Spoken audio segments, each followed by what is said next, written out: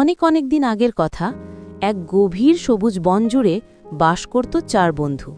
একটি লোভী বাঘ, এক বুদ্ধিমান শিয়াল, একটি ধীর কচ্ছপ আর চঞ্চল বানর। বাঘ সবসময় বড় শিকার খুঁজে বেড়াত, সে কখনোই অন্যদের সঙ্গে ভাগ করত না। শিয়াল, কচ্ছপ আর বানর শান্তিতে বনকে ঘিরে খাবার খুঁজে চলত। তারা জানত লোভ বিপদ ডেকে আনে।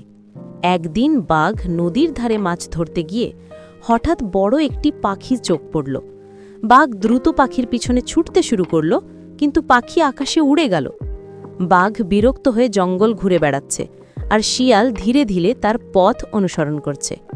হঠাৎ বাঘ একটি সুস্বাদু ফলের গাছ দেখতে পেল। তার লোভ তাকে আবারও ভুল পথে ঠেলে দিল। সে সেই ফল খেতে চাইল, কিন্তু গাছের নিচে ছিল এক শক্তিশালী কাঁটাযুক্ত ঝোপ, যা তাকে আটক করল। শিয়াল আশেপাশ থেকে এগিয়ে আসলো এবং বাঘকে সতর্ক করল লোভের বিপদ সম্পর্কে। কিন্তু বাঘ অন্ধলোভে কান দিল না এবং আরও গভীরে প্রবেশ করল ঝোপে।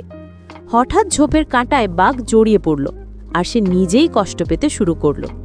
কচ্ছপ ধীরে ধীরে নদী থেকে বড় পাথর নিয়ে এলো, আর শিয়াল বুদ্ধি ব্যবহার করে বাঘকে সুরক্ষা জায়গায় আনার পথ দেখালো।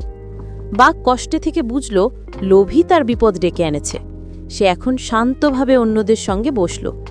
বানর উচ্ছ্বাসে উড়ে বেড়াচ্ছে আর শিখছে লোভ কখনো ভালো ফল দেয় না। বাঘ বুঝল যে ধৈর্য, সততা ও বুদ্ধি দিয়ে চলা যায়, সেই জীবনে নিরাপদ ও সফল হতে সাহায্য করে। এরপর থেকে বাঘ আর কখনো লোভে অন্ধ হল না। সে বন্ধুদের সঙ্গে ভাগ করে খেতে শুরু করল। বন আবার শান্ত হল, আর 4 বন্ধু মিলেমিশে জীবন কাটাতে লাগল। শিক্ষণীয় বিষয় হল, লোভ কখনো ভালো ফল দেয় না, আর বুদ্ধি, ধৈর্য ও সততা মানুষের কিংবা প্রাণীর জীবনের রক্ষা করে।